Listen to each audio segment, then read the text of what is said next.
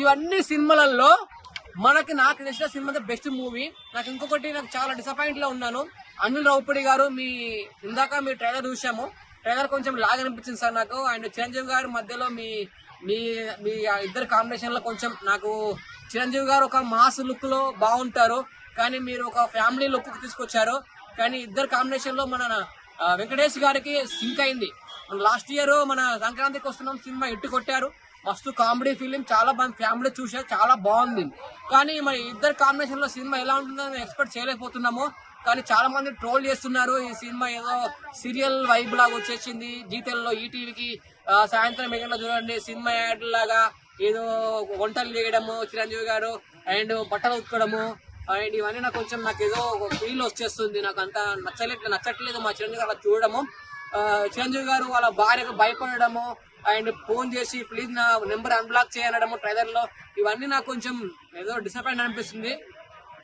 కానీ ఇద్దరు కాంబినేషన్ ఒక డైలాగ్ ఉంది. మన వెంకటేష్ గారికి ఒక హెలికాప్టర్ లో రావడము ఎంట్రీ ఉంటుంది. ఆ ఎంట్రీలో డైలాగ్స్ ఏముంటదంటే, చూడడానికి మంచి ఫ్యామిలీ లుక్ లో ఉన్నావు, ఈ మాస్ లుక్ లో వచ్చావేంటి అంటే, మళ్ళీ అతను అంటాడు వెంకటేష్ గారు, నువ్వు చూడడానికి మాస్కే బాస్ లా ఉన్నావు, నువ్వు ఫ్యామిలీస్కి రాలేదా అంటున్నాడు.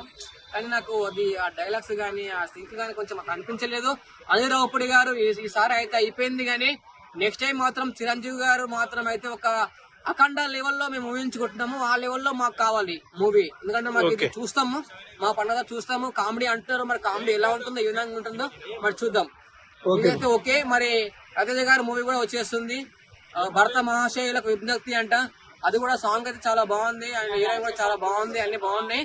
కానీ ఈ సినిమా మరి ఎలా ఉంటుందో. కానీ ఇంకొకటి ఏంటంటే స్మాల్ రిక్వెస్ట్ ఏంటంటే, ఇప్పుడు ఒకే సంక్రాంతికి 7 సినిమాలు వస్తున్నాయి. ఈ 7 సినిమాలు మేము చూడగలుగుతామా?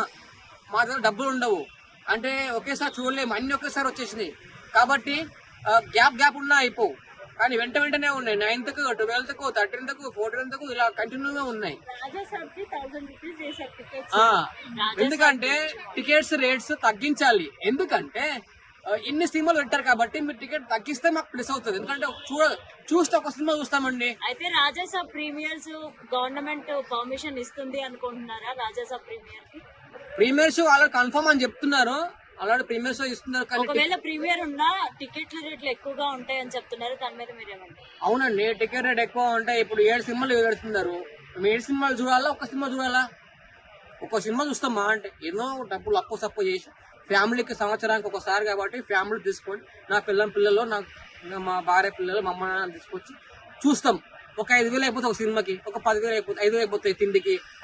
ఐమాక్స్ లో పాప్కార్న్ కొంటే 300 రూపాయలు, అవన్నీ అడుగుతారు, అవన్నీ ఇప్పియాలి. ఒక 10,000 దాకా అయిపోతే ఒక సినిమాకి పోతే మరి 10,000 అంటే 7 సినిమాలకు 70,000 రూపాయలు ఎక్కడ తేవాలి మేము? కాబట్టి సినిమా టికెట్ 100 రూపాయలు 50 రూపాయలు చేయండి, ఎక్కువ రేట్ పెట్టకండి. చూస్తాం, అన్ని సినిమాలు చూస్తాం, ఫ్యామిలీతో చూస్తాం.